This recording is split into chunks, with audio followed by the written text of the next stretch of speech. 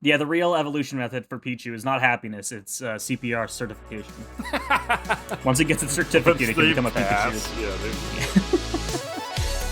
I hope y'all out there got a real sweet tooth, because we got some real cute episodes today, some sweetness overload. You're just gonna rot your teeth, make sure you brush them. It's the podcast, it's To Kill A Delibird, where we talk Pokemon as per usual. I'm Kellan, I play Pokemon. Graham does not. Graham, how are you? I can already feel the cavities setting in. Someone call a dentist ASAP. My teeth hurt. You know what time it is? What? It's 2:30.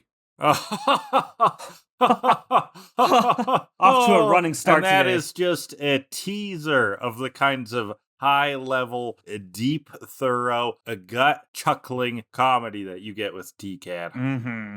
That's a good one, Kellan. Where'd you learn that?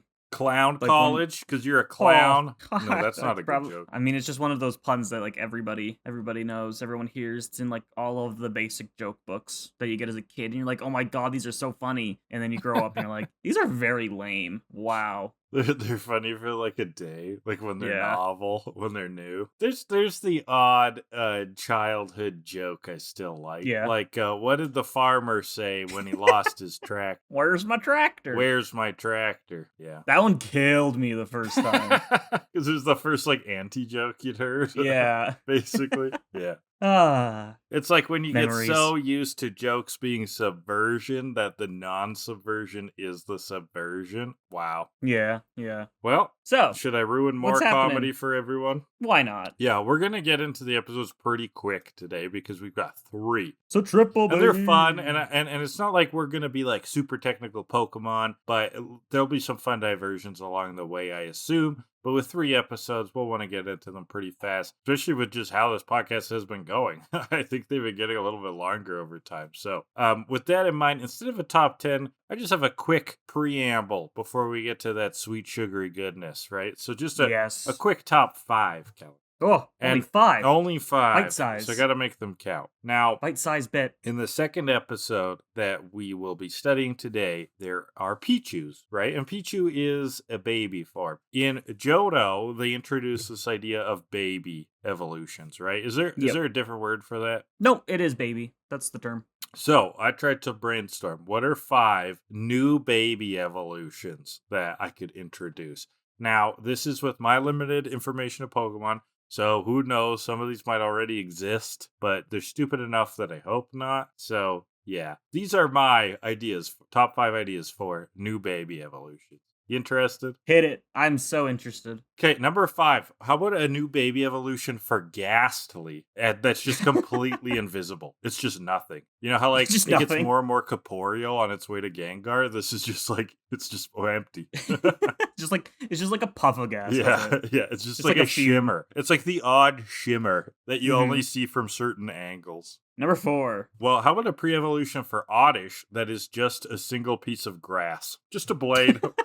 It's not even onions yet. No. Just grass. Just a grass. Just a blade of grass. No eyes, nothing. It can't move. It can't attack. You might remember this, but when I was a kid, around 9 or so, I spent a lot of time like drawing my own Pokemon, new Pokemon. Yes, I do remember And I was like, I'm so creative and unique and interesting Pokemon. And one of them literally was just a patch of grass. Do you remember its name? I do not. Patchy. But I remember, I think it was like the grass starter, and the fire starter was a candle, which, I mean, a candle Pokemon did end up happening. Yeah. And then the water starter was just a drop of water.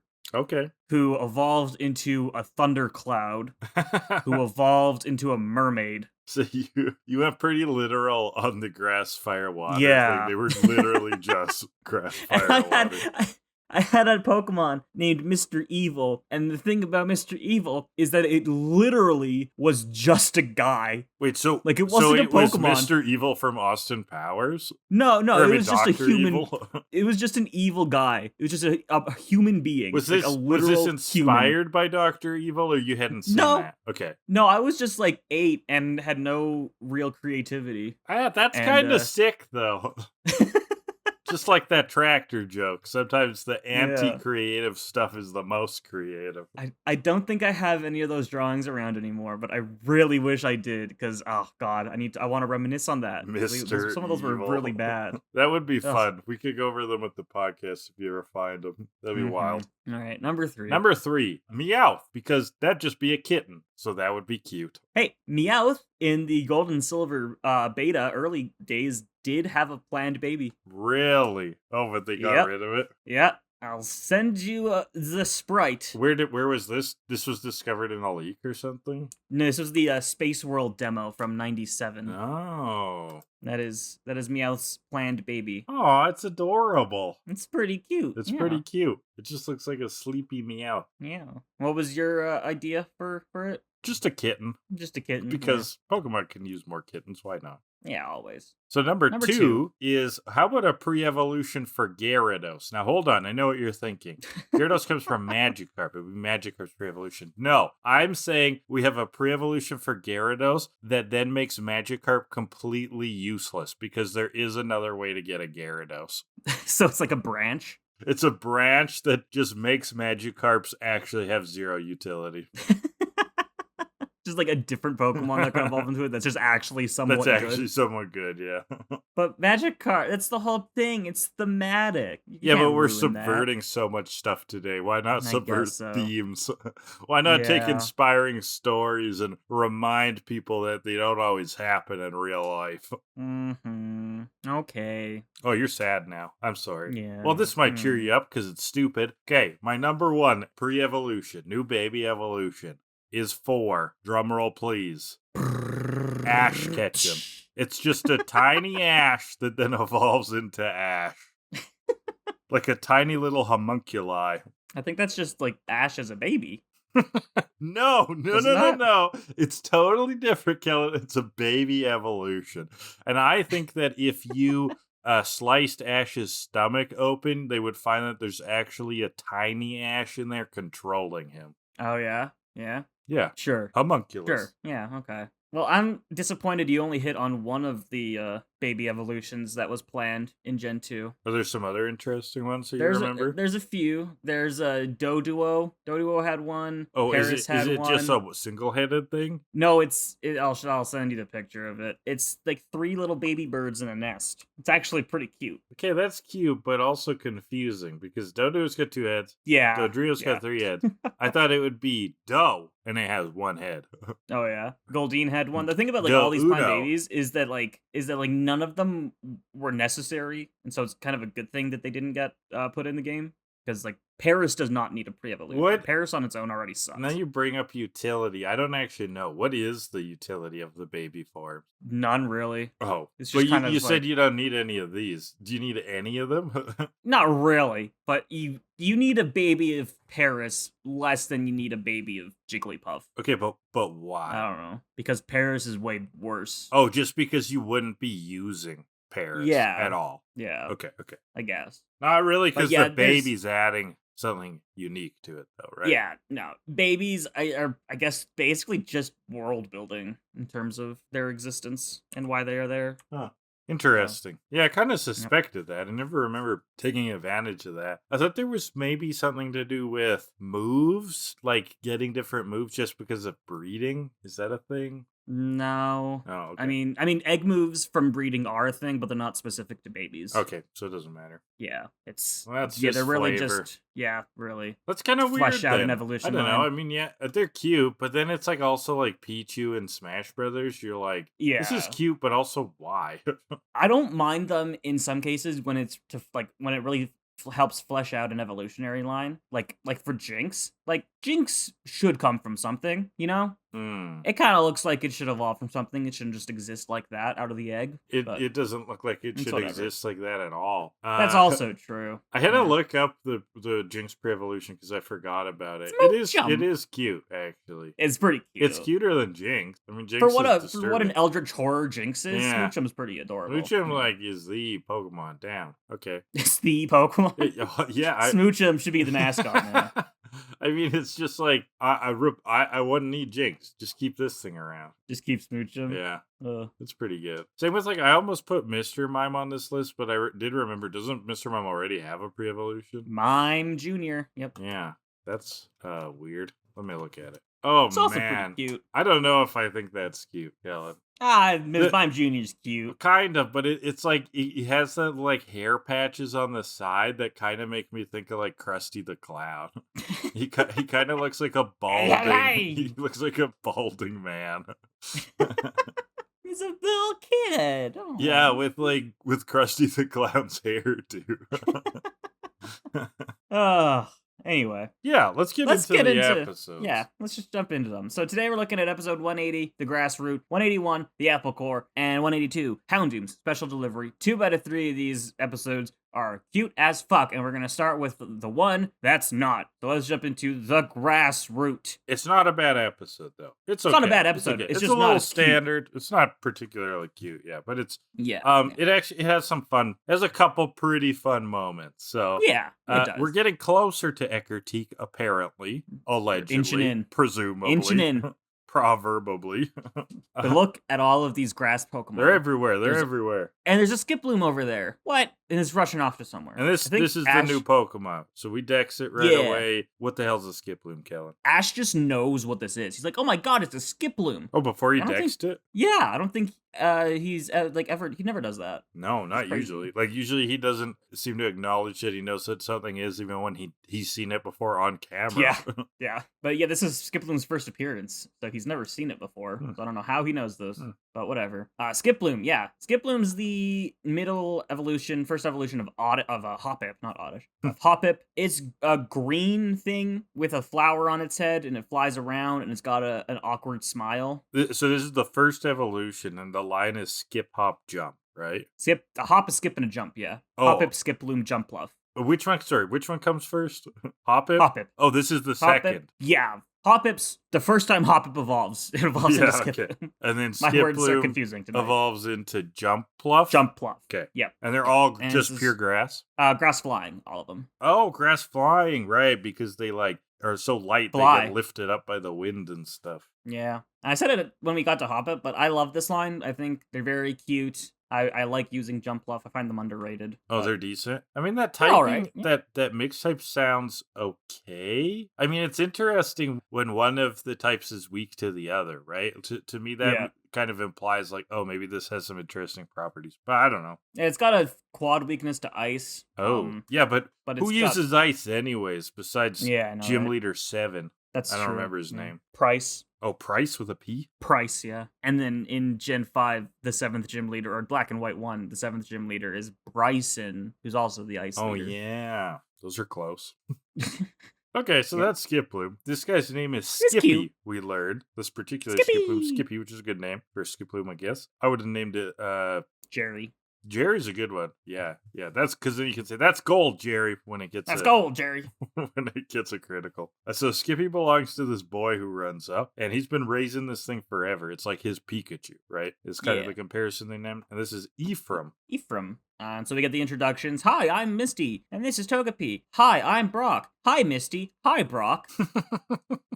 Brutal.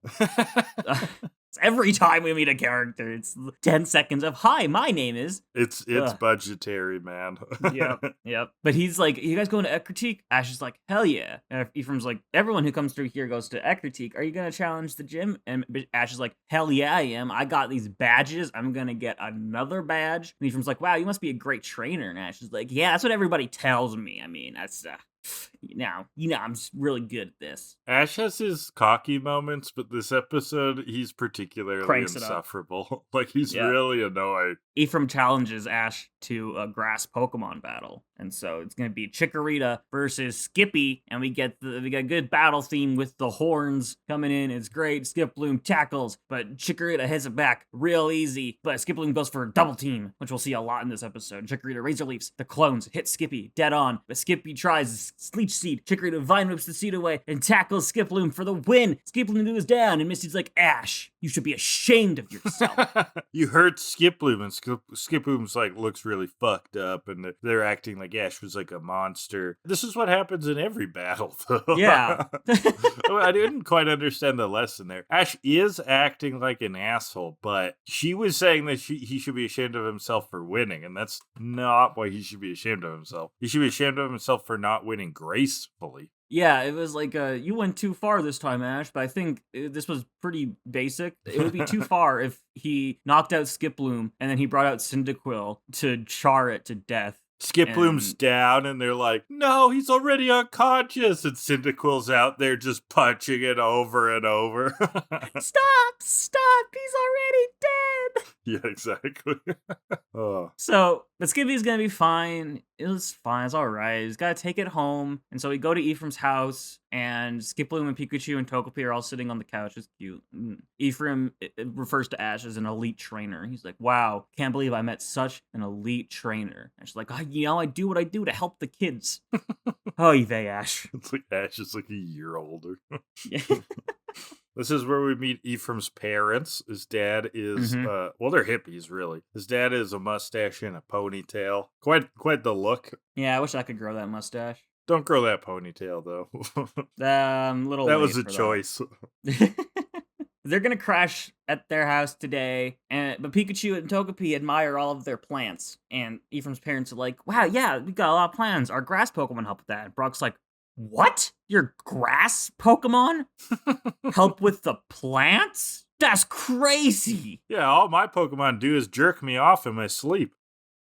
I'm not gonna acknowledge that. So Ephraim, they show off like their Pokemon. They got a couple Blossom and some other shit watering the plants. They're like, yeah, their grass Pokemon are like basically plants, so they kind of know the what feelings plants of like. the plants. They're connected to Mother Nature. You would say they're rooted to it. Hey yo, it's in their roots. So Ephraim wants to prove to everybody that grass Pokemon are good battlers, and that's why he's signing up for the grass Pokemon tournament. I feel like in this town, you don't need to prove that grass Pokemon are good battlers when there's an entire tournament dedicated to them annually.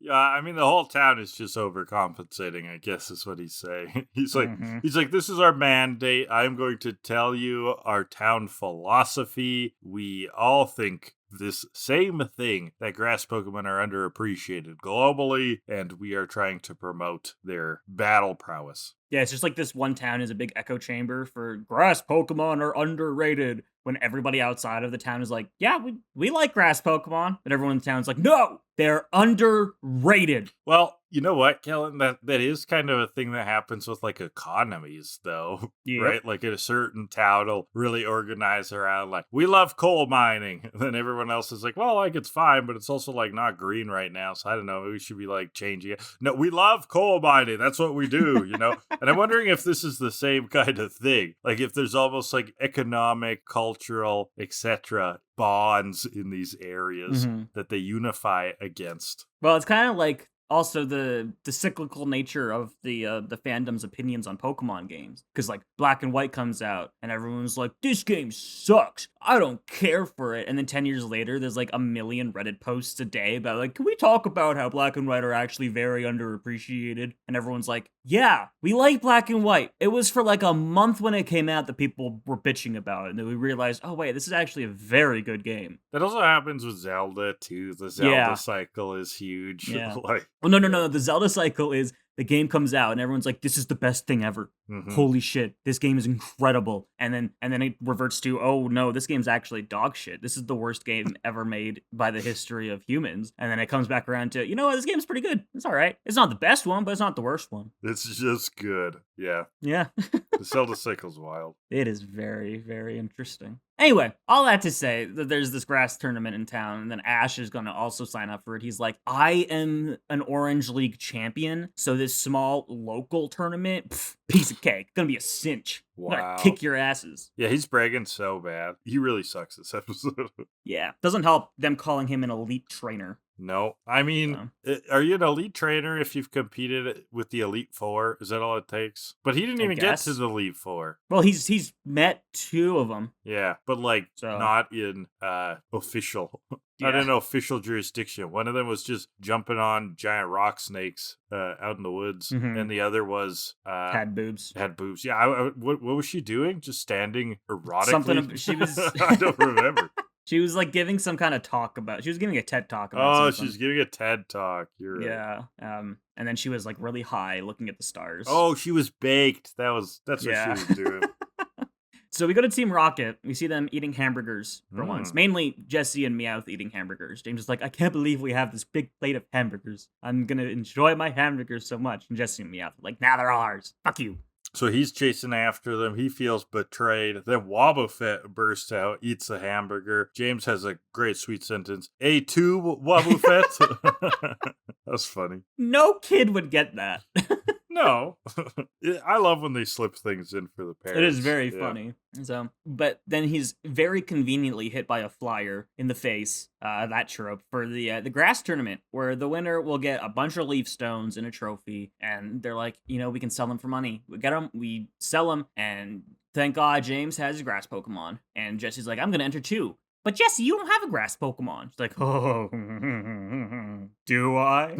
Meowth with the sweet sentence. If you're thinking what I'm thinking I'm in trouble. Uh-oh. So we go to sunset, early sunset. Wow. Ephraim's training with Skippy. Their double team is really improving. And then Ash comes in and he's like, yes, good training. I'm an elite trainer. I know what good training looks like. I approve. Yeah, more bananas. But this is where he really is an asshole. So Brock's like, okay, this is good, but like just don't overtrain. And Misty's like, well, when's Bulbasaur gonna train? And Ash is like, I don't have to. This is gonna be easy. But the lucky thing is the moment he said that, it was kind of obvious that it was foreshadowing too, because you're like, they're only making him such an asshole to prove a point. So yeah, so just call him when dinner's ready. That's all he cared about. That's fine. Me too. So it's tournament time. We see all these grass Pokemon. Team Rocket, they're dressed up in some outfits. They think it looks like Loserville. They got this one in the bag. Meowth's outfit kicks ass. Again, he's back in the Sunflora costume. Yeah, this is a throwback. From what episode was that? It was the Sunflora contest where they're all growing in the sun. Grin to win. Ah, yeah. Yeah, with the giant 6-foot tall Sunflora. Yeah, they're broids. Oh, Kellan, maybe that has something to do with Shuckle Juice, too. Oh! This goes deep. Excellent. Yeah, it's all over the place. It is all over Johto. So, but Meowth's only request is to not be fertilized. Don't shit on Meowth, everybody, please. Yeah, please. PSA right now. Don't shit on cats. That just in fucked general, up. Yeah. Well, I mean, you'll get your asshole slashed to hell. Oh, yeah. So it's Ash's turn. He's up for his match. They're like, good luck, Ash. He's like, I don't need luck. So arrogant. It's gonna be Bulbasaur versus Gloom. Well, the announcer doesn't help here, Kellan, because the announcer's fluffing him up, too. He was like, he's a favorite to win. He's Ash. He's been in important places and done semi-important things. Yeah, and so Gloom versus Bulbasaur. Gloom goes for the pedal dance. Bulbasaur grabs it with Vine Whip and throws it on the ground, and Gloom's out. Done. Bulbasaur wins. And Brock's like, maybe there's something to his cockiness. Maybe he's right. But Ephraim's match is up next. He's going up against Mr. Samaj and his victory bell. Ooh, who could that be? This mysterious Mr. Samaj.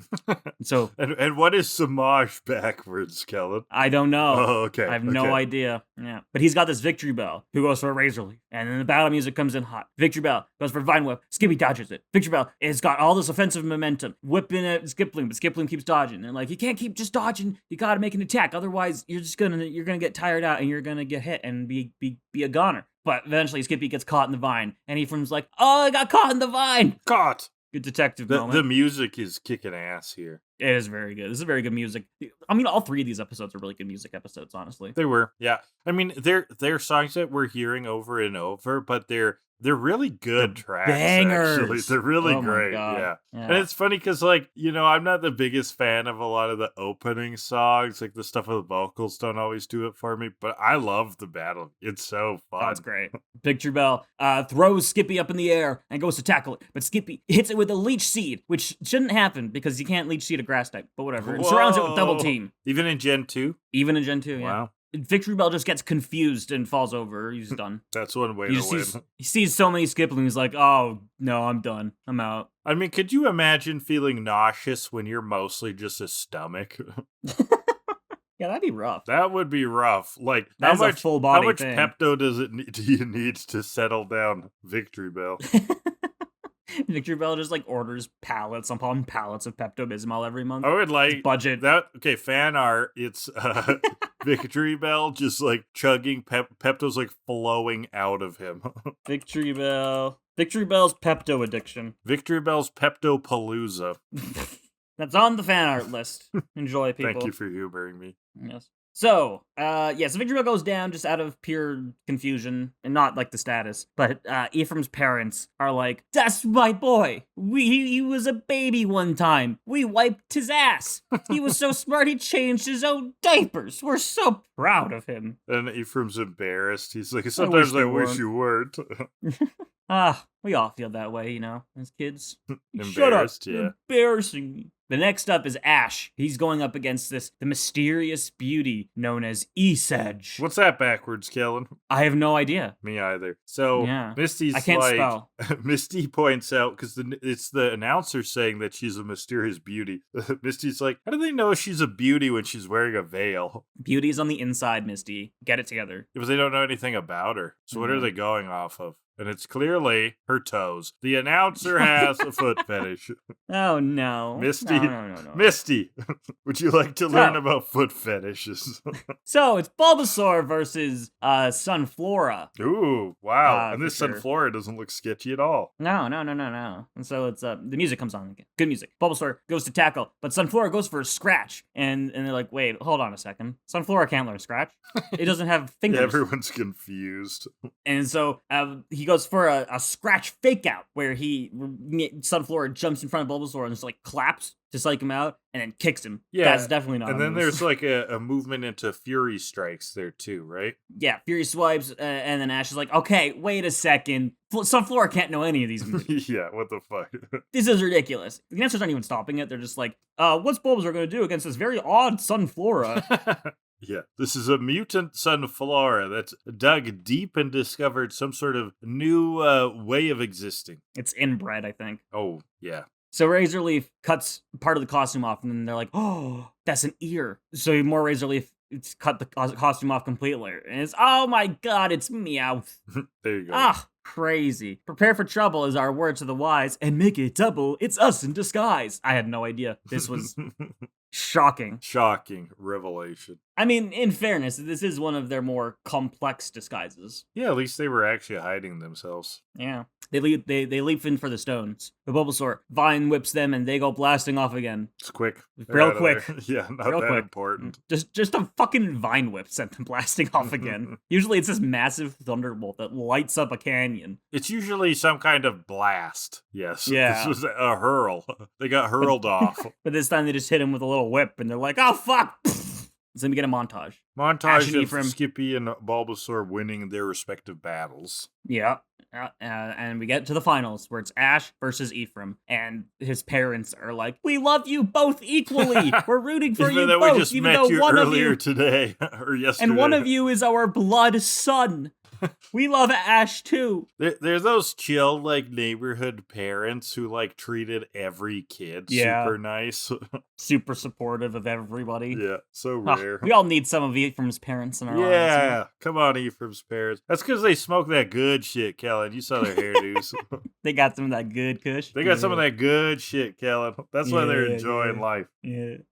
So Brock has an analysis that Ash, he's been doing well, but he may underestimate how much Skiploom has grown in the last 5 minutes that we've seen. So underestimated his growth. Well, not just the last 5 minutes, but his bouncing around last night. That was really important. Yeah.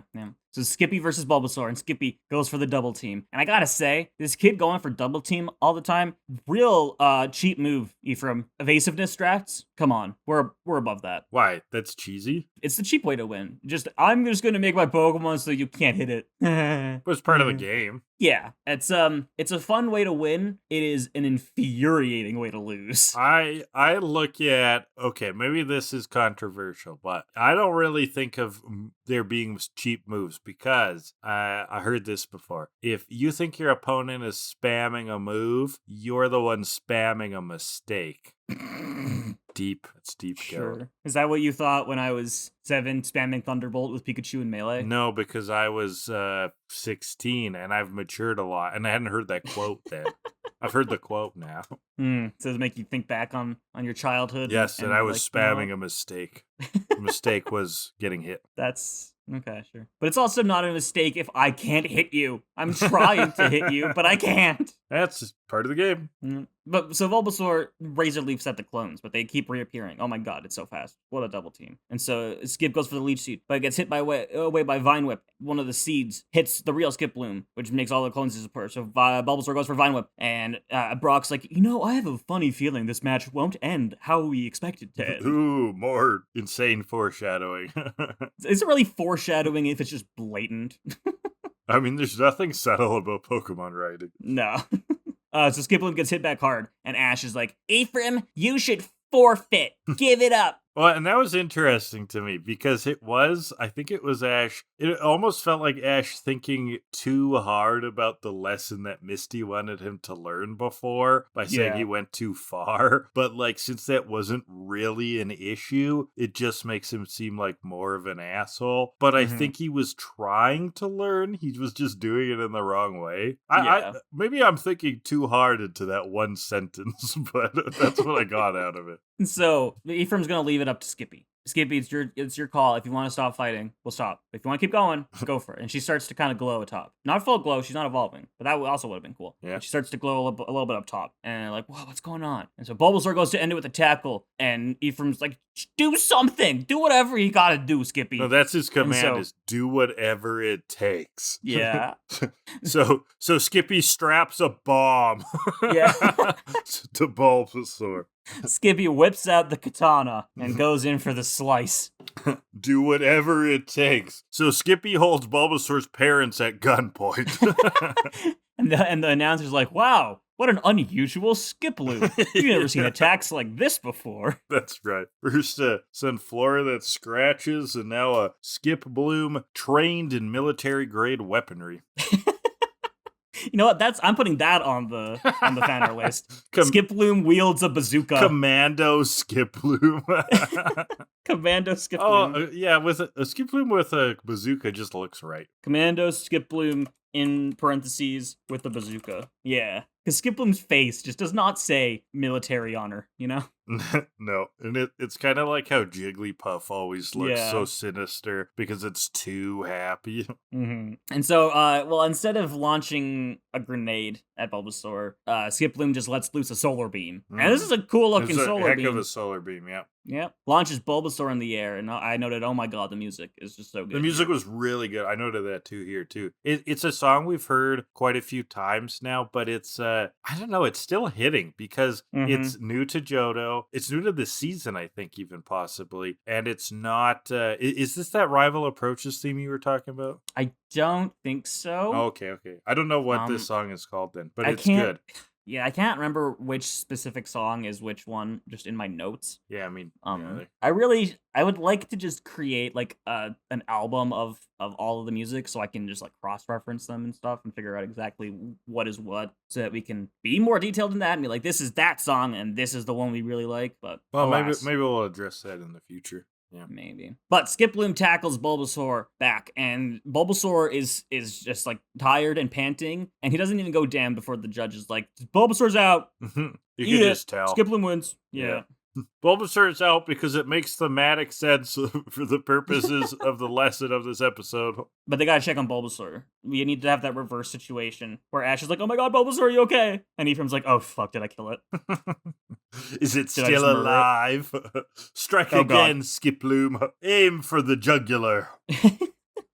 But no, Bulbasaur is not bleeding from the neck. It just has some hurt pride. Yeah, it's how Pokemon battles go. It's nothing new. And also, apparently, this is what you were saying. Skippy leveled up during the matches and learned a new move. Learned Solar Beam, but Ash was reminded, what it takes to be a real winner. It was something. I don't know. Yeah, Humility, that's maybe? basically it. Yeah. Yeah. No, I think they just let that line hang.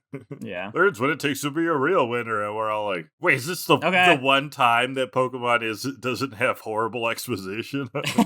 He just leaves it hang. But later, Ephraim is presented with his leaf stones and the trophy, and Skiploom has a little sash on. That's That was cute. Yeah. I like that. The narrator notes that Ash has learned that pride goes before the fall, and so he will never be cocky again, I'm sure. And that's the episode. And that's right into the literary hour, because that is our trope and theme, Kellan, is pride comes before a fall. There's a couple of infamous fables that we can talk about that have that exact theme. For fables, we could even talk about Humpty Dumpty. Humpty Dumpty was a braggart sitting on that wall, and then but he had a great fall. It was a good time. Great pride comes before a great fall. He had a great fall, but the winter afterwards was a little Oh, wordplay, Kellan. Killed it. The other fable, of course, is the tortoise and the hare, where the tortoise is super cocky. I mean, not the tortoise is cocky. The hare is cocky. And the hare's like, tortoises are bitches. I can win this in my sleep. So he takes a nap, and the tortoise wins because it's, determined. I mean, that hare also was not just cocky. He was just a fucking idiot. Yeah. Like, you were like 5 feet from the finish. Yeah. Why did you take a nap? Dummy. That's pretty stupid. And that is why the hare got eaten. Stupid. All right. Let's rate. Yeah, so this is the 4-pour, the plastic ping pong pitcher of objective rankings. We have a pitcher full of ping pong balls. We will be pulling categories from that pitcher. Categories are on the ping pong balls. That's how it works. We will pull 2 per episode. We're going to visit the 4-pour 3 times during this TKAD episode. What is our first category, Kellan? First category is the plot. Okay. Simplistic, obvious, but it has a theme. That's nice. It's okay. The plot's okay. Yeah, it's nothing special, honestly. No. It's even a little bit weak just because, oh man, is the theme ever ham-fisted? Like, they're making Ash, like, Ash is cocky, but I feel like he was like almost one-notedly cocky. Like it was I don't need to train. Yeah, I've so they really hammered that up a lot. And then, the big reveal being around Skiploom just like learning stuff was kind of random. So 4.5. Yeah, it's just a tick off of average. It's on the slightly below average side. It isn't totally special. I liked Team Rocket's role in it. I mean, it was fun. They were fun in it. Like they weren't trying to steal Pikachu. That's kind of different. They wanted the stones, and so they did it in a very strange way. The Meowth callback was hilarious. Yeah, so I'm gonna go 4.8. So that's a 4.65 for the plot. Second category for grassroots. Oh, the anime mom energy. Oh, there is a mom. There is an anime mom here. We get way more of the dad, but I mean, let's use that trope to be about anime parents here, because that we get that sort of we get that sort of parental role here. Yeah, and them being great. Like, I love my son. We wiped his butt. He changed his own diapers. That was great. I mean, that's the Pokemon mom thing, is mentioning underpants. Yeah, for that is youth. True. So that's pretty good, and having them cheer for Ash as well was fun. That is also good. They're a funny role, and they're good role models. So yeah, good anime mom energy this episode. I'm gonna go with a 8. 8. I was thinking 7.4. Yeah. So that's a 7.7 for anime mom energy, 6.175 overall. Not a bad score. Actually ties Ario dos Amigos from last week. Okay. Exactly. Interesting, Watson. Interesting. Well, fascinating. Let's get into what is one of the cutest. I mean, the next 2 episodes are both very cute in different ways. Oh my god. This one is just like aggressively cute. This one is you think you're tough? You think you have like a defensive shell against cuteness? Fuck your shell. Let's shove it full of cuteness. Let's break open the cracks and sprinkle cuteness dust into there so it gets in your eyes and you start sneezing because of the cuteness. Yeah, that's putting it into words. Yeah, that's pretty much it. Those are words. Right, so this is episode 181, The Apple Core. Spelled C-O-R-P. A great name. That is I like that name. It is pretty good. Yeah. It's pretty good, yeah. So today, instead of following Ash's dreams, we're following Ash's nose. He and Pikachu smell something. They smell an apple orchard. Ooh. Which honestly, like, upon them smelling the apple orchard, I started thinking, like, do apples have a scent? I don't know. I haven't been around enough apple orchards. Maybe like the trees themselves, you could smell them. Maybe. I also was like, that's weird. Like you smell like cooking meat. You'd smell cooking apples. You'd smell apples being cooked, but not like for pie or something. But not. I don't know. If you open an apple, there's like scent that comes out and you can smell it. But just an on apple, the tree, I don't know. Fully skinned still, like I don't think I would smell it. I would not smell it. No. Maybe Pikachu could smell it. Okay. But Maybe. Ash smelling it, that was surprising. Yeah, I agree. Yeah. Ash's sense of smell is impressive. Oh, just because he's actually a Pokemon. So Ash and Pikachu go running into the forest, but Pikachu hears a sound from above and sees some apples disappearing and some cores fall in front of him. And the gang comes up on Pikachu, and Brock's like, Pikachu, I'm very disappointed that you would go and eat food that's not yours. Oh, and Pikachu's so alarmed. He's like, it's not me. No, I'm innocent. I'm being framed. It was the one-armed man, I swear. And then another apple falls from the tree and lands right in his hands. And the gang is like, Pikachu, don't eat the food. It's not your food. And Pikachu just keeps being like, I didn't do anything. I'm being set up over and over. And so he gets netted, but not by Team Rocket, by this other woman who thinks she's finally found the culprit. I caught you. It's this purple-haired girl. Brock goes right into it. Well, you're the apple of my eye. Let's punish this dirty criminal. Okay, the apple of my eye, all right line in this context. Yep. But then, he's like, I will give Pikachu any and every punishment that you think is necessary. How he just turns on Pikachu. Yeah. Brock, the type of homie who'll sell out his friends for a girl. He's like, you're absolutely right, and I think that all of Pikachu should be prosecuted and punished. Let's build a wall around this orchard. Death sentence. Yeah. Capital punishment for Pikachu. And we'll hang up his corpse as a lesson for all the other rodents. Well, they got dark. Ash, though, is confident it's not Pikachu. He can prove it. See, look at the bite marks on this apple. They do not match Pikachu's teeth. Ooh, clever. Good thinking, Ash. Yeah. Excellent job. One of Ash's smarter moments. Good detective moment. An actually good detective moment. And so she apologizes. She's like, I'm just so upset. All my apples, they're being eaten. So inside, she talks about, her name is Charmaine, and she talks about, it's really hard to run this place all by herself. There's so many apples, all of the apples are being, like, stolen and stuff. Ash offers to help. He's like, since you're so nice to us, we'll help you. As if she didn't just try to prosecute Pikachu 5 minutes ago. Right, but this actually did make sense for him to say that, because of Ash's personality. What are the clues, Kellan? Why do you think I think that? Because he's stupid? No, because she's feeding him. True. I think that's 100% why. Yeah, that's fair. Yep. And Brock's ready to help from sun up to sundown. Yeah. And you know why I think Brock's ready to help her and is really nice to her? Penis. Yep, that's it. Blood's rushing to the wrong head here. So Misty just wishes that they could buy apples from the supermarket. Come on, Misty. Support local. Yeah, come on, Misty. Misty's like, let's go to Walmart. No, everyone's like, boo. So they go around the orchard. Charmaine shows them the noisemakers that she put up to scare off Pidgey, and Brock's like, wow, that's a fantastic idea, an incredible idea. You're so smart. Oh my goodness. It's a fine idea. It's pretty basic, I would think. Pretty basic, yeah. I mean, Brock's just laying it on again. Yeah. Meowth, though, he claws an apple out with the little grabber thing. But Jesse they're and James, in the bushes nearby somewhere. Yeah. Jesse and James beat him. They're like, we got to share everything. Give us some of that apple. and eventually he acquiesces and it gives him the apple, but it's been eaten. And Jesse and James are like, "You ate the apple already?" Even though they've been looking at him this whole time. I'm a cat type, not a hog type. That's a good line.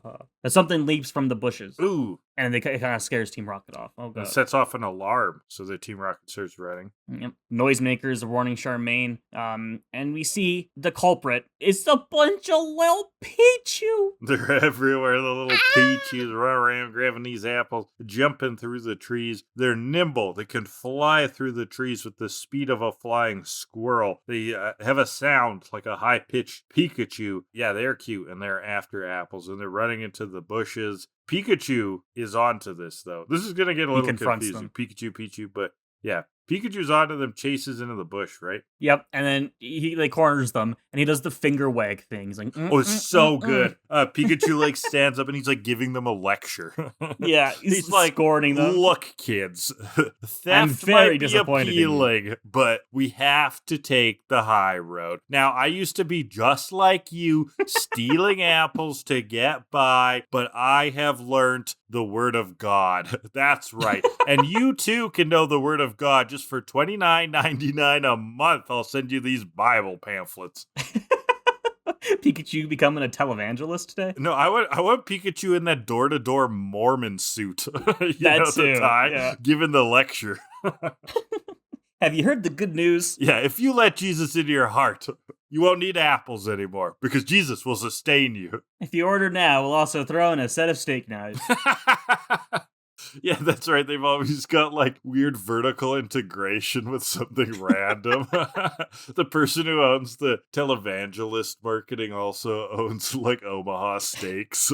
I will say though, if the Mormons showed up at my door and one of them was a Pikachu, I'd listen to their pitch. It's good marketing. Are you listening, Yeah. Mormon Church? Yeah. Get a Pikachu on board. Get a Pikachu. Your recruitment numbers will go through the roof. But Pikachu is not angry. He's just disappointed with the Pichu. Yeah, exactly. Which is even worse. Oh. Even worse. But then a scream kind of makes him run off, and we see there's even more Pichu. They've got a whole group. They're all being scared. threatened by a Furo. Mm-hmm. Also, fuck it. I'm putting Pikachu as a Mormon on the fan art list. Too. Yeah, we're going fan art crazy today. Yeah. But that's a good one.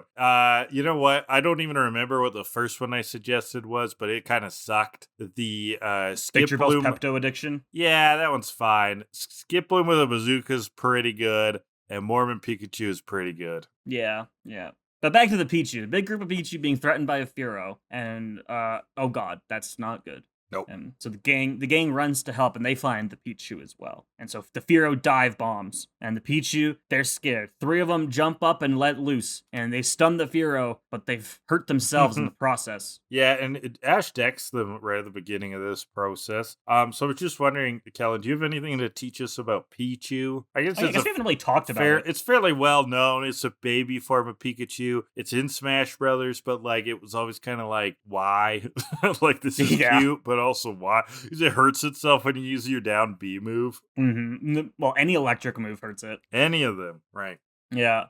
Well, in Melee, it was definitely like a why is this here? But in Ultimate, it has purpose. Like it is. Oh yeah, they made it. They balanced it a little, right? It is different from Pikachu, and there are pros and cons. But yeah, Pichu's little Pikachu, so cute. Oh my god, very cute. Yeah, that's the benefit. That's why babies are there, just to be cute. Oh, yeah, pretty much. Just for us to go, oh my god. But it's just one more thing to break your heart when it has to evolve eventually. Yeah. But yeah, it's just a little Pikachu, and it hurts itself when it uses electric moves in lore. Now, question for you is, like, you played a lot of Smash growing up, and you knew about the whole Pichu hurting itself. Yeah. Watching this episode, did you have that, like, Leo meme of, like, oh my god, that's the thing! That's why it does that! Yeah, more or less. Like, I at least, like, I right away was like, oh, like in Smash Brothers. Yeah. So yeah, I guess so. Yeah, I made that. It's lore accurate. It's not just a stupid decision Melee made. Right. Yeah. That is kind of what I went like. Oh, it's connected. I see. Yeah. Mm-hmm. And it is game accurate too. Well, lore in the game accurate. It doesn't hurt itself when it uses electric moves, but like in the decks, it's like it can also surprise itself. It'll send out a jolt if startled, stuff like that. Yeah, that's why they do that in Smash. But yeah, you just said it doesn't do that in the actual core games though, right? No. It's just the lore is just like it's tiny and doesn't really know how to control the electricity yet. So right. it'll hurt itself. But that's Pichu. That's cute. It's got to grow into its thunder sack. Yeah. But Firo breaks through the stunning and goes for the dive again. And so the Pichu huddle together, accepting the sweet embrace of death when Pikachu hits it good and it flies off. Pikachu's proud. The little Pichus are in awe. They're like, I want to be like him someday. Yeah, and Ash tells Pikachu, great job. He has a thing where he scratches the back of the head and blush. He's like, oh, stop it. No, it's cute. He does that once in a while, and it's very cute. Oh, yeah. And so the Pichu, also very cutely, slowly return the apples. They're carrying like 3 Pichu to 1 leaf with 3 apples. Like, whoop, whoop. I know they're returning them, but it almost looked like they're giving an offering to Pikachu, their new god. They're like, please, Pikachu, accept our offering. Oh, Pikachu's great protector. But then their stomachs growl. Oh. And we figured it out. Guys, we've cracked the case. The Pichu have been stealing the apples because they're hungry. Well, yeah. They've sort of weaved this tale, though, that there's like, I don't know if some of the Pichus like were less mobile, but some of them were sort of like at this home base, and some of the others were grabbing them back for that. But yeah, I guess you're right. I guess that's all it is. That they're hungry. They've divided their tribe into hunters and gatherers, obviously. As we all do. Okay. Natural selection. Are you about to go like Jordan Peterson on us or something? Now, I think some of these Pichu were meant to be like baby Pichu. Yeah. Some of them were like even younger. That's what I was thinking too. Tiny ones. Some of them are more mobile, like whatever that means. Yeah. But Charmaine, she's like, yeah, okay, have some apples. You're too cute. I can't say no. So they start to chow down. But she knows that there's still a problem here. Like, if the Pichu stay, they're going to eat all the apples faster than she can pick them, and it's going to be a bad thing. Like, fruit harvests are already down this year. And if it continues, that's a bad thing. And Ash is like, oh my god, I have an idea. And so we go to Team Rocket, where they see all the apples from above in the balloon. And they're like, oh my god, apples. We need food. Holy shit. But they get beat to them by some Pidgey. Yeah, swarm of Pidgey dive bombing in there. And that's when we see the plan coming to action. Pikachu and the Pichu start defending the apples with thunderbolts. Then the Pichus do like flying jumps onto the Pidgeys' backs and sacrificing themselves. Yeah. And now all these Pichus are just dizzy from all the shocks. I like the idea, though, that they jump on the Pichu's back, shock, knocks out Pichu as well, and their corpses just fall to the ground. You just hear the wail of these electric rats as they drop from the sky. That's horrible. They're just suicide bombing to save these apples. Basically, it did look like a suicide bomb. They're protecting the orchard now. That's Ash's plan. Incredible plan, Ash. Yeah. Wow. Now for stage 2. Well, it was a good plan in his defense, symbiosis, if you will. It's time for stage 2, where Pikachu, again, this is all really cute, shows them how to pick the apples and put them into a box. Oh, yeah. I can't get enough of this episode. It's so great. So cute. It's interesting how easily wild rats can be domesticated. We should try it. Everybody out there, go find a wild rat. See how long it takes to train. You can teach rats to pick apples. And do other chores. Are you sick of folding laundry? Rats! Are you There's sick a whole of... movie about how rats can cook sometimes. You know what? That movie's great, too. It's a good movie. That's a good one. So, the Pichu get right to work, and it's so cute. They're all just, hi-ho, it's off to work we go, getting all these apples. And Ash is like, I'm so smart, guys. I realize that you guys can be partners in the orchard instead of enemies. And everyone's like, wow, Ash, you're a genius.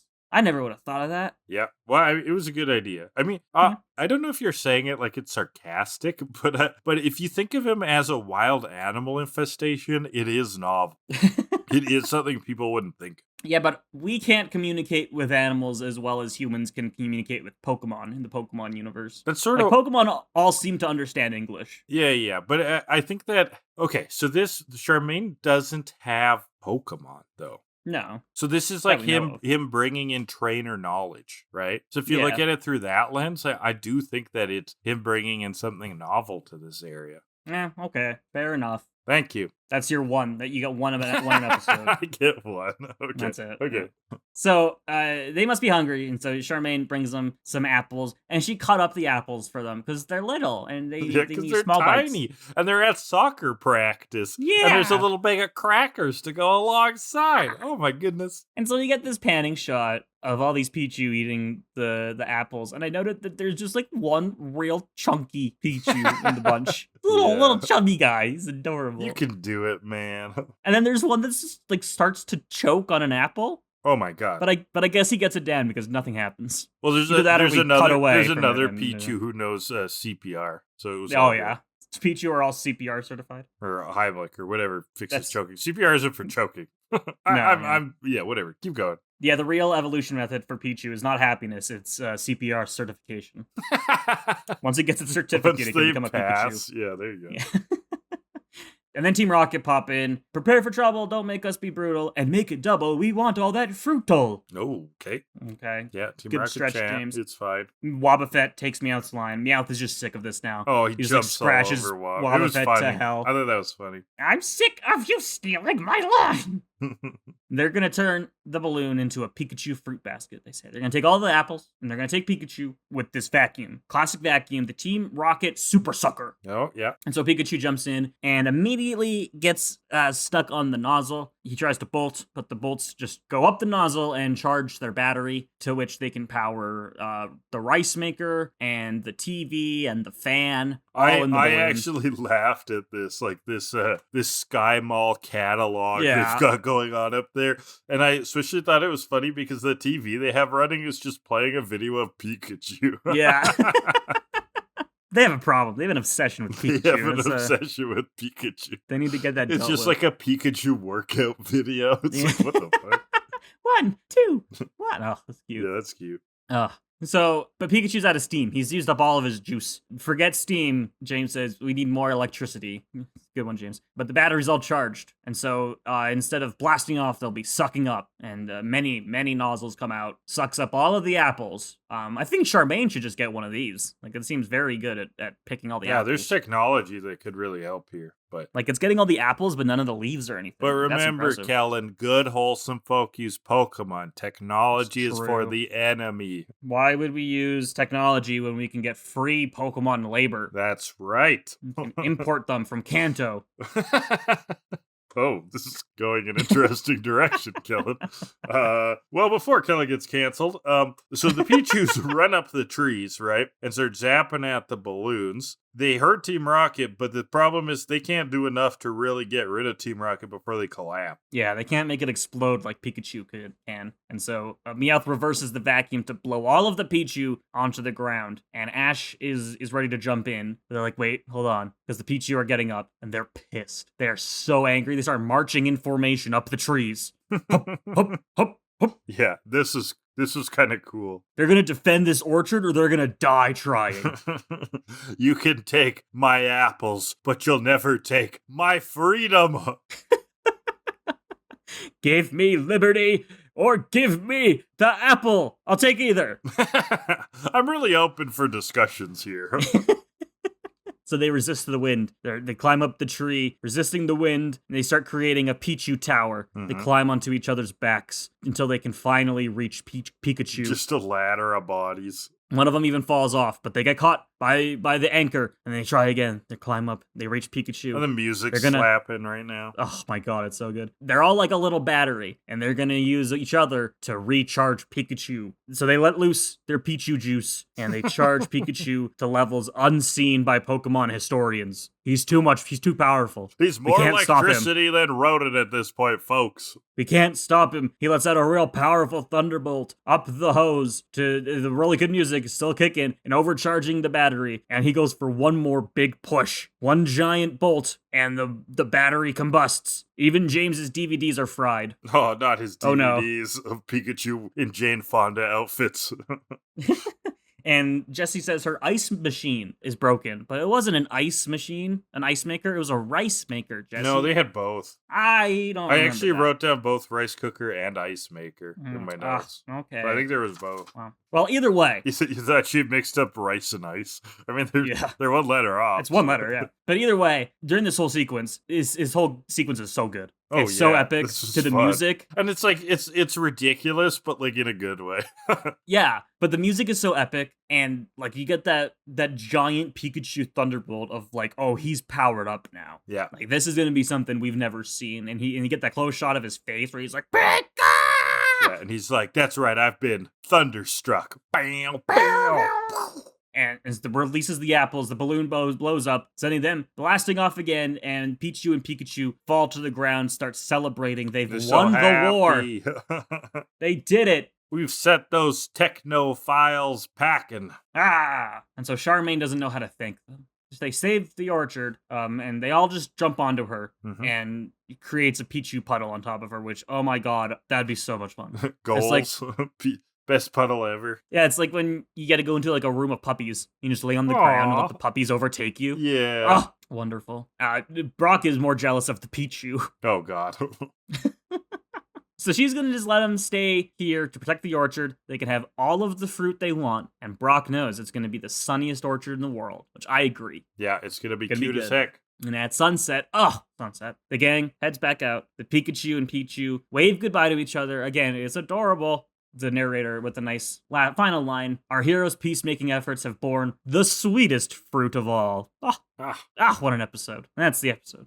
What an episode. The trope that I'm looking at on TV tropes they call unusual animal alliance. This idea when different species team up in some kind of interesting way, much like the humans, Charmaine, and the Pichus teaming up to take down Team Rocket in this episode. So, a notable example would be Animal Farm. Of course, all of the animals teaming up to chase out the old oppressive farmer. But then there's like some other series here that anthropomorphize animals a bit. The book series I read a lot as, I guess a preteen, was Redwall, where it's like mice and other rodents and rabbits and badgers, and they're the good guys, and the bad guys are rats and I think kind of mountain lion or something. I don't know. It's been a while. Don't forget the lions and tigers and bears. Oh my. Nope, none of those, Kellan. And no no Oz references either. That is not a thing in this. No. That's what I live for. Nothing but Oz references. Yeah, really? No. Have you read the books? No. They're really weird. Not. I've seen the movie full of asbestos. Yeah, as the Lord intended. And another one is Watership Down. So that's a book from the 70s, I want to say, that has like anthropomorphized rabbits. What about Space Jam? Oh, Space Jam's a good one. Up with animals? Yeah. I can't remember. You know, my favorite repeated Space Jam related joke that I say, it probably annoys people who've heard me say it more than once. But whenever people are talking about basketball, and they'll be like, oh man, it was like if a big basketball thing happened, like, okay, yeah, like LeBron James, blah blah blah blah blah. I'll be like, people, the best basketball moment of all time was with Michael Jordan, right? We all love the GOAT, when he does the buzzer beater, extending his arm across the whole pitch, across the whole court for the buzzer beater to lead the Toon Squad to victory over the Monstars. People are just like, okay. Classic moment in the NBA. Yeah. Everyone knows it. And at the start of it sounds like you're being serious. Yeah. Because Michael Jordan, what was the GOAT? But no. All right, that's alliances. You want to rate this thing? Can I just say, you brought up Animal Farm, and it reminded me that a while ago I was at a bookstore and I was looking for a copy of Animal Farm because I'd never read it, and I found it and I put it back because I realized I don't want to pay to own this thing right now because holy shit, Animal Farm is short. Yeah, it is. It's like 90 pages. It's like a novella, really, more than a novel. Wow. Yeah. Crazy. Yeah, you could read it in like one sitting. Yeah, I had no idea that it was so short. Yeah. Wild. Anyway, yeah, let's rate it. Okay, we gotta read our first category. First category will be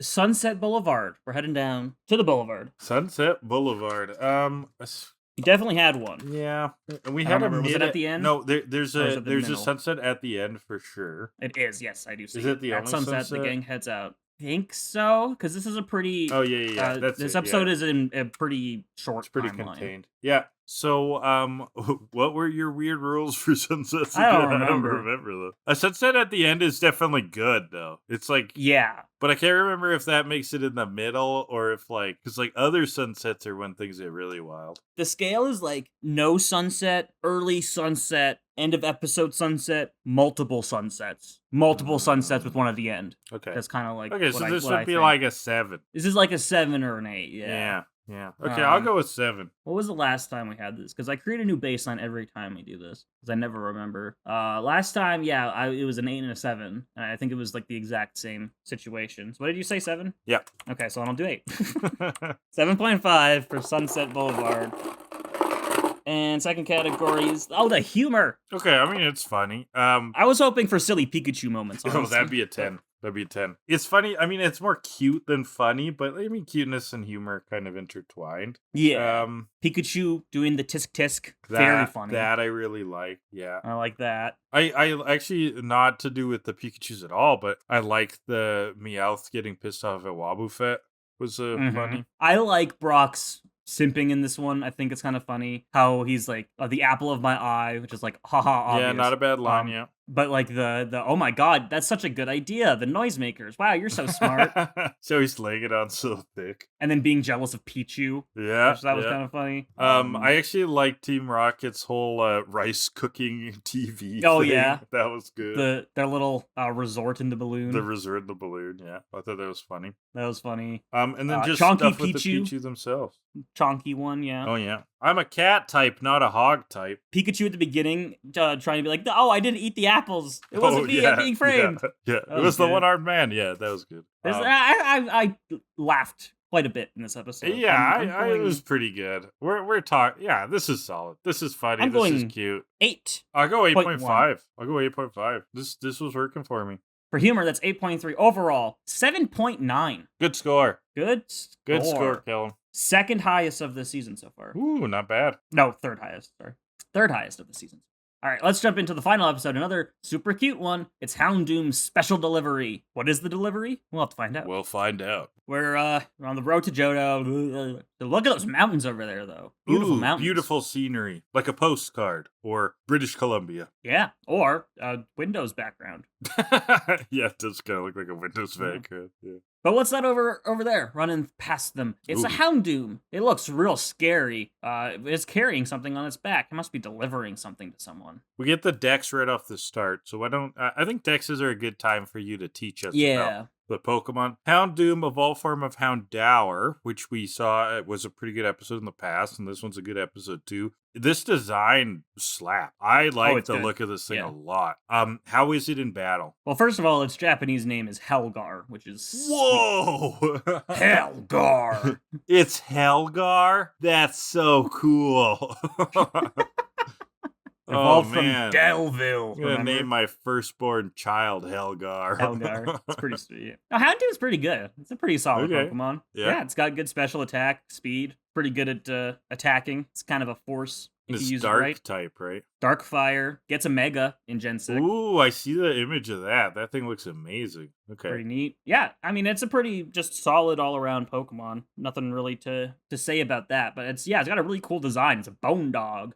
Yeah, and he's got this little skull like around his neck kind of thing. The disappointing thing is when Gen 6 came along and we were like, oh, we're getting Pokemon 666. We really hoped and prayed that we would get a Cerberus evolution for Houndoom to be number 666, but instead, it's a butterfly. That's lame. Yeah, unfortunate. I also like this idea that you know what Houndoom is? Houndoom is like this like tough biker who like shows up in town and everybody's scared of, but is like actually a sweetheart. And it's like really good with the kids and like just nice. It's like that group Baka, Bikers Against Child Abuse. Oh, okay, and it's like the group of like real tough looking bikers, but they'll show up to court in like child abuse cases to intimidate the abuser and to protect the children. And like they've got a really they're good just cause. Sweethearts, yeah. Yeah, like they're bikers, so and they look really tough, and they look like your typical biker, but they're all very soft and caring and That's whatnot. exactly It's a very what very noble cause. That's exactly what Houndoom describes me as. Yeah. Or strikes me as, because at first That's how Houndoom describes you. Houndoom's like, oh, Crazy. that Graham. Yeah, We got Houndoom on the podcast the other week. Yeah, it was great. Oh, he was really tearing into Graham.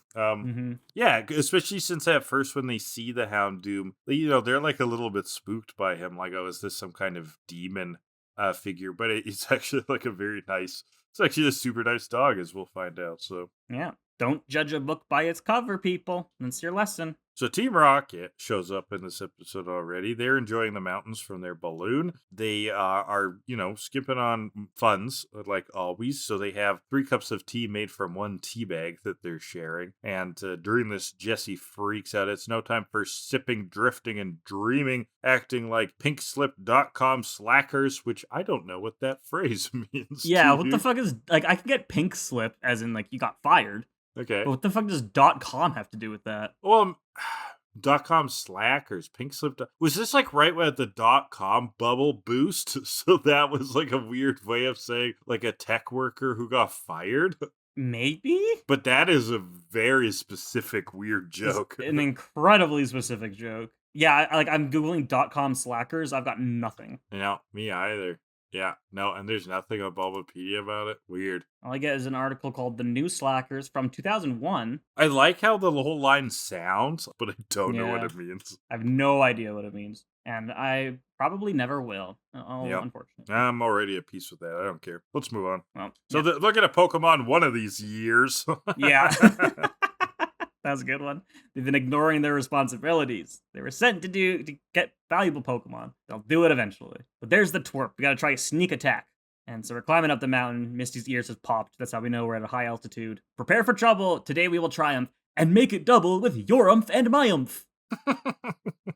Okay. I thought that was funny, but it was weak. It was both terrible and funny. Yeah. I kind of liked it. Yeah. So they're going to get back to basics, and they're just going to get Pikachu. They're just going to try to get Pikachu again. Go Weezing, smokescreen. Arbok jumps in to get Pikachu, but he launches a Thunderbolt, sending Arbok back. Misty can't see anything, trips on a rock, accidentally lets go of Togepi, who gets confronted by Weezing, and she metronomes a teleport into a tree somewhere, and she's scared of heights. Oh no. Oh. My question is, how the fuck does Togepi keep getting teleport from metronome? That is a remarkably low odds. Yeah. So what are the odds? metronome's a random chance of how many different moves? Every move in the game. Oh, wow. Yeah. They don't really make it seem like that. They make it seem like it's metronome or barrier, maybe. Like they make it seem like a few moves. How many moves are in Gen 2? A lot. Like hundreds. There's like 251 moves. Mm-hmm. Okay. Approximately. That's the same number as Pokemon. I know, that's crazy. She has gotten teleport 3 times now. Okay, wow. So that is insane. Rolling some dice. Because it can pull anything. I don't remember if there are any exceptions. I think she's cheating then. At this point, at least. Yeah, she's got some kind of hack. She's broken the code of metronome. Mm-hmm. Get teleport. Anyway, yeah, she's scared of heights. Weezing and Pikachu go for a tackle. Chikorita comes out. Razor leaves the balloon. Failed again. Foiled again. Our simple plan is spoiled again. Good lines. I like that one, yeah. Misty realizes Togepi's gone. That's impossible! Yelling for Togepi. This is crazy. And again, I love whenever they're looking for Togepi and Pikachu does the pee. But Houndoom we see again, running down his path, finds Togepi cowering in the tree, and he knows he must help the little one in trouble. So he puts her on his back and brings her down to the ground, tries to leave her alone in the forest, but she starts to cry. Oh. He's like, oh, you must be hungry. And so he gets her an apple down. 2 apples in a row episodes, wow. Gives it to Togepi and tries to leave it again, but just can't really shake this feeling of responsibility with this baby in the forest, especially when Togepi is confronted by a giant pincer. Whoa, freaky. That would not be a good matchup for Togepi. So how Doom defends Togepi from this pincer, scares it away, and then Houndoom's ready to hit the road again, and Togepi's following him, though, won't leave him alone.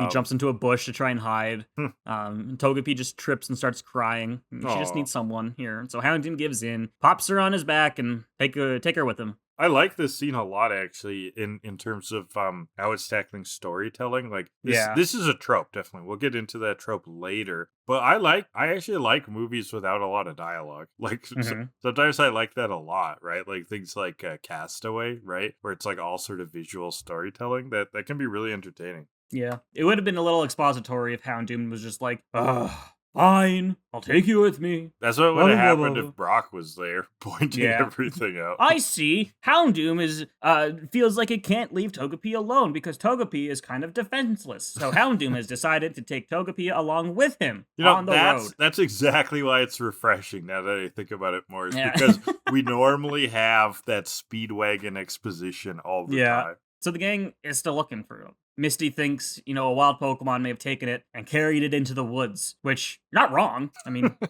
that's a good line too. Yeah. Strong writing so far. Except that Misty's assumption is that that's a bad thing. Right. That's the subversion. And not that the Pokemon is taking care of Togepi. So we're going to try the sky now. Noctowl and Golbat come out. They got a half hour. Split up and go. Come back in 30 minutes. Can Pokemon tell time like that? I guess Noctowl maybe. Noctowls can. They're wise. Yeah. They got watches. They actually just use the shadow of the sun on their penises. And I walk over to my whiteboard and erase the number on the days since Noctowl penis jokes. It said 2 before. Put a 0. So, at a flowing river, Houndoom jumps from rock to rock with Togepi when a big Gyarados breaches, knocks him into the water. Actually, a mid-sized to small Gyarados, Kellan. But I forgive your ignorance. Yes. Togepi finds this very fun, like a water slide. Yeah. They wash ashore. Houndoom kind of passes out from exhaustion. Pretty tired, yeah. But Togepi is just like, oh my god, is that a rock climbing wall? I'm going to climb this cliff. I'm going to climb this mountain. So she kicks a rock, wakes Houndoom up. She starts falling down. Oh no. Oh, commercial. Cliffhanger. And then Houndoom comes in and cliffhanger. And Houndoom scoops her up and jumps up the mountain to where we see a beautiful meadow full of Butterfree and Ledyba and Blossom. Yeah, this is picturesque for sure. And Togepi joins the Blossom in their dance. That was cute. It was very cute. Houndoom even finds it cute. He seems a little annoyed at first. He's tense about it at first. He's like, you gotta stop fucking around, you gotta kiddo. go. But then he's happy. He's chill about it. Togepi's having a good time. That's what matters here. We'll get back to where I need to go eventually, but we can stop and smell the flowers, Yep. The Blossom then do a trick where they throw Togepi onto a Venusaur. And Venusaur wakes up, lets out some spores. But Houndoom, sleep powder, presumably. Yeah, Houndoom jumps in front of Togepi, though, to protect her. He falls asleep. And he needs a nap. Yeah. Meanwhile, Noctowl sees something, so he found some tracks. Ooh. They look like Togepi's. There's even another set here that are a little bigger. Must be something that carried Togepi off with it. Yeah, that makes Pikachu and Misty scared because, Houndoom presumably ate Togepi. But Ash is like, don't jump to conclusions. See, he can be level-headed sometimes. I like it. That dog might literally be hell incarnate, but it could be nice. You never know. Yeah. So Togepi tickles Houndoom with the flower, with a little dandelion to wake it up. Very cute. The Blossom helped Togepi up on Houndoom. A little bounce. Cute again. And so the gang come across a river and they start froggering all across the rocks. Yeah, froggering. That's a good verb. The Gyarados pops up and they're like, wow, that's a small Gyarados. I wonder how big the other ones are. Misty's like, guys, shut the hell up. We need to keep moving. Stop wondering about Gyarados. You don't need more than 6 inches for a Gyarados. Don't be comparing. I feel like you need more than that. That is a tiny Gyarados. Don't go there, Kellan. Move on. Anyway, so the gang scales the cliff. They find the meadow now. Very nice. Yep. Team Rocket, back to them. They're sick of being humiliated. Speaking of losing, we're losing altitude. Their patch job on the balloon wasn't very good. Headed for disaster. We don't need another. They skip right off of a Gyarados' head. And, that was pretty funny. So the Gyarados hydro pumps them in revenge. Yeah, not particularly happy about his new head sore. Mm-hmm. And then, if you get the best part of the episode, we get like a montage of Togepi and Houndoom's travels to a full song with lyrics. Yeah, called Never Too Far From Home. A song from the Totally Pokemon CD. It's incredible. I mean, love it so fit much. Nice, too. It's not one of my favorite songs, but it works, yeah. It fit this It was the right moment. kind of cheese. Yeah, it was nice. Yeah. Whatever you want, whatever you need. All of our love will set you free. It's just You know power there'll of be something friendship waiting. syrup poured straight down your ears. Because you're never too far from home. Oh my god. So, but in this song, we see, Togepi and Houndoom admire a nice waterfall. They're running across the field, but oh no, a storm's coming in. We have to shelter under this tree. And Togepi seems sad, presumably missing her trainer. But Houndoom cheers her up with his tail, like a little toy. And then when the rain clears in the fog, there's this mysterious Pokemon, lets out a few shocks and leaps off in lightning speed. I was surprised by that, but yeah, it was just a little Easter egg, so. Yeah, maybe that'll go somewhere. Maybe it won't. It won't. Okay. So they find another clear field. It's sparkling from the recent rain, the dew. They keep running. That's the end of the song, unfortunately. Such a good sequence. That was a good little montage for sure. I loved it. But the gang are still searching. The rain has washed away the footprints. But what does Pikachu find? More footprints.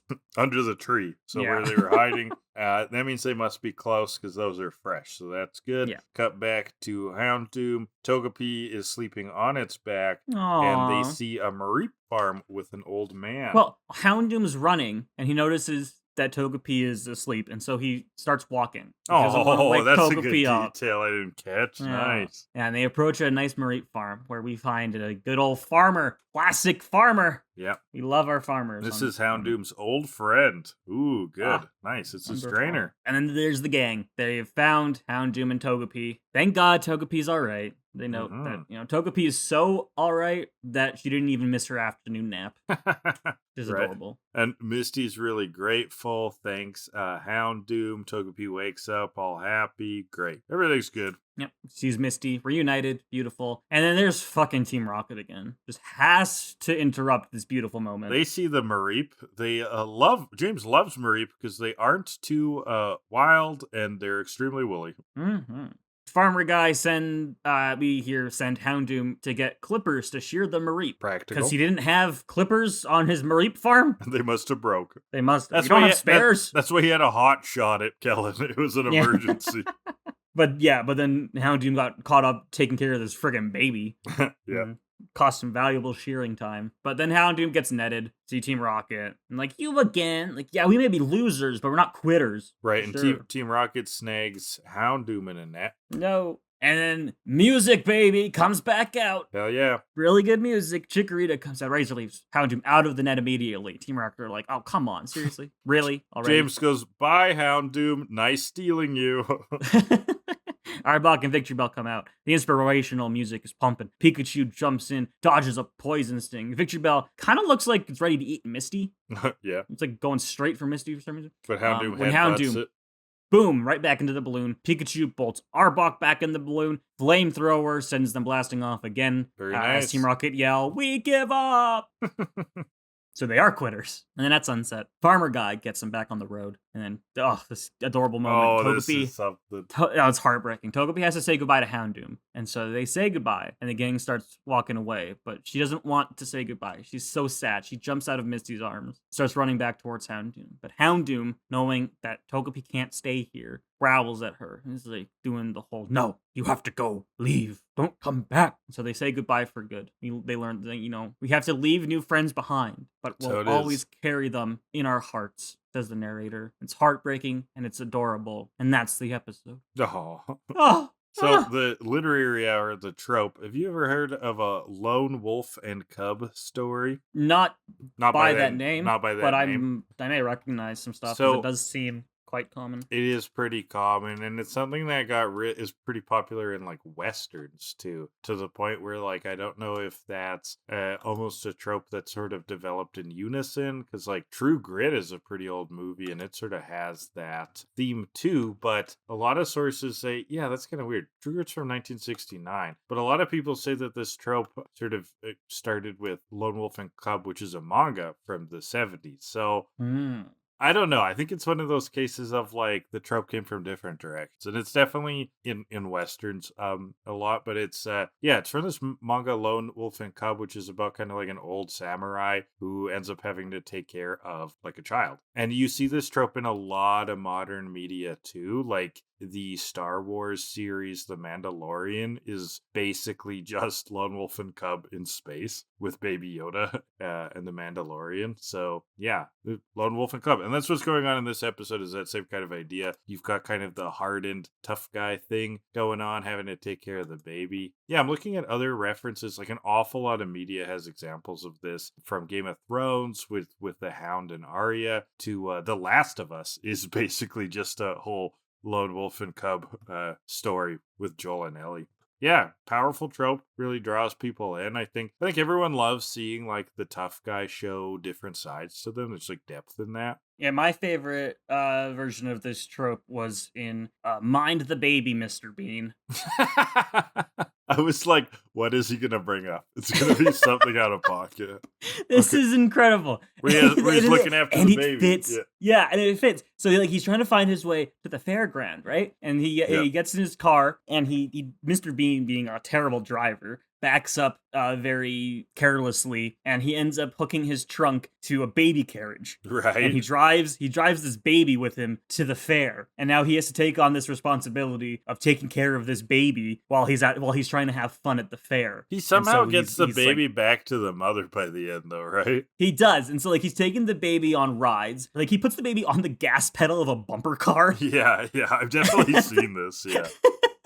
And so the baby is driving this bumper car, and it looks like nobody's in it. And then he like changes its diaper, but there's no diapers around, so he just grabs a teddy bear and like rips it apart and puts it on the thing. Eventually, he's trying to cheer the baby up by giving it balloons. He thinks enough balloons will be enough to make it stop crying. And he's attaching these balloons to the carriage, and eventually it's too many balloons, and the balloons start carrying the baby carriage into the air, where then he's using a little bow and arrow from the carnival and a pencil sharpener to sharpen the tip of the wooden arrow to pop the balloons. I mean, that's incredible, yeah. Which lower the carriage and return the baby to his mother. And while the entire episode, it seemed that Mr. Bean hates this baby and doesn't want to be dealing with it, at the end, he realizes that he still has a hold of one of the baby's toys that he had, and he's gonna go give it back. But then he realizes, you know what, my time with this baby's done. I'm gonna keep this toy as the squeaky toy as a memento. But what he doesn't realize is that this squeaky toy has been attracting this really aggressive Rottweiler dog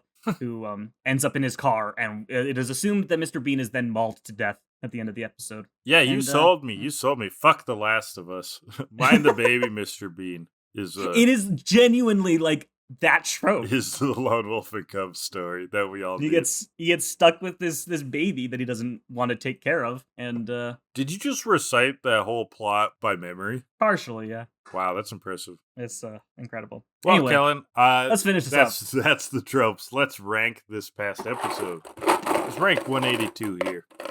All right, Houndoom Special Delivery is going to start with the subversion immersion. How subverted were we? I don't know how much. I don't know. I had some subversions on different episodes this TKAD. Well, you know what? Houndoom, part of the whole thing Houndoom is a subversion, yeah. It subverts its own design. Appearance. Design expectations, yeah. Appearance, yeah. I think it's a tough demon dog, but it's a sweetheart. It's also kind of that, all those stories of like the dogs, like when their owners bring a baby home, and the dogs like immediately attach themselves. Yeah. And are very, very kind towards the baby. It's very sweet and cute. Yeah, so it starts seeming tough for sure.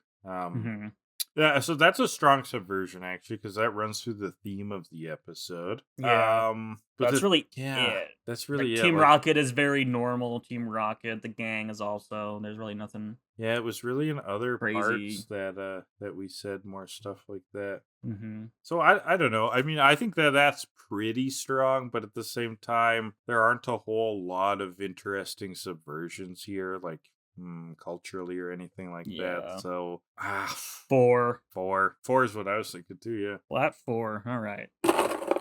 And final category of the day, Psyduck. How do we feel about Psyduck? Oh my god, how do we feel about Psyduck? I feel like it's been a while. It's been so long, and you know what, Kellan? I'm in a sappy, serious mood for once. I'm not feeling that hot about Psyduck. Me neither. It just doesn't fit the mood at all. I love Psyduck, don't get me wrong, but like that duck would have ruined this sweet emotional episode.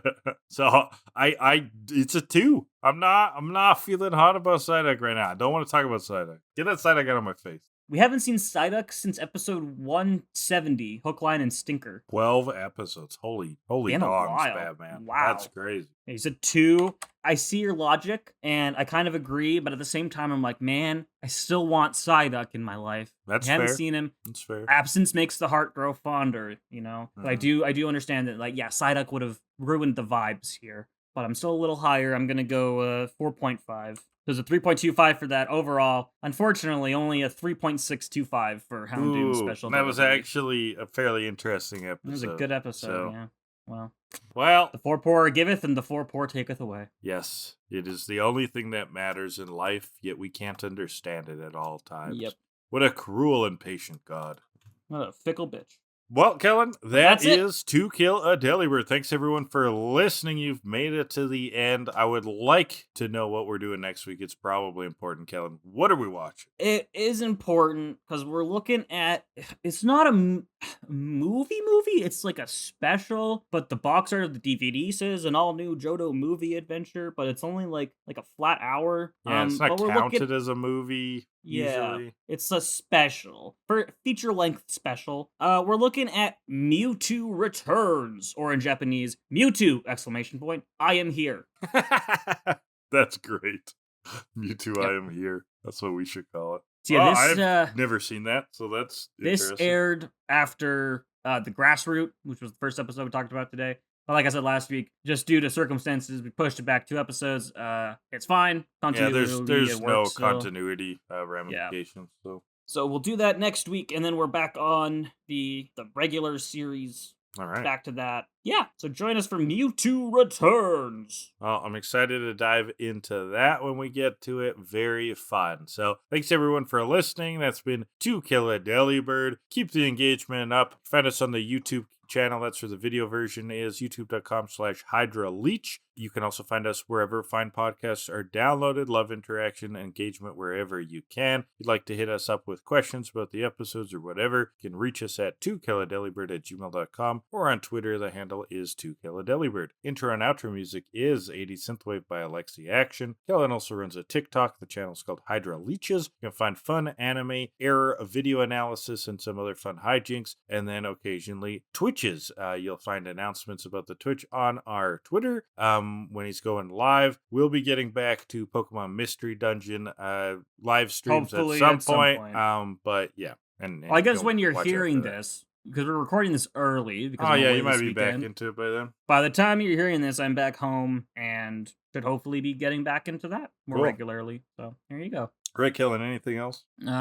What else is there? What else is to say about these episodes? Should we go as the Houndoom does and run through a forest? I kind of want an apple, honestly. Right now. Apples are good. There's some nice looking apples in these episodes. Oh, anime food is so good looking. Like they make it look foodier than food itself. It just look juicy. Well, listeners, go get yourself an apple and enjoy it. We'll catch you next week. Oh.